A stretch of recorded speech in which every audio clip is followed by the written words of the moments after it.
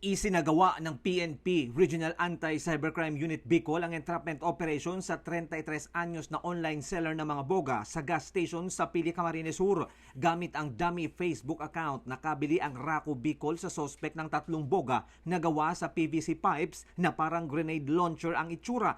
500 piso ang halaga ng bawat boga na may 60 sentimetrong haba, dagdag 100 piso kung may kasabay na sprayer at denatured alcohol ayon sa otoridad.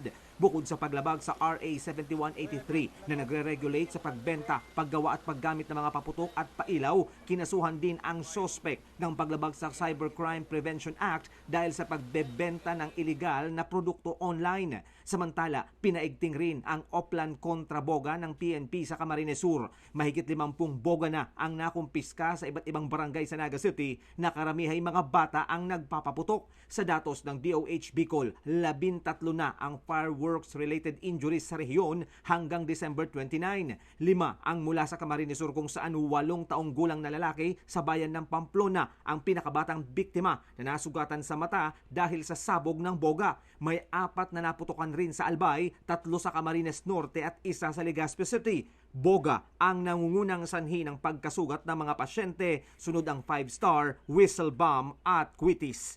Kaserbisyo mo sa Bicol, Jonathan Maestrado para sa Teleradyo Serbisyo at Radyo 630.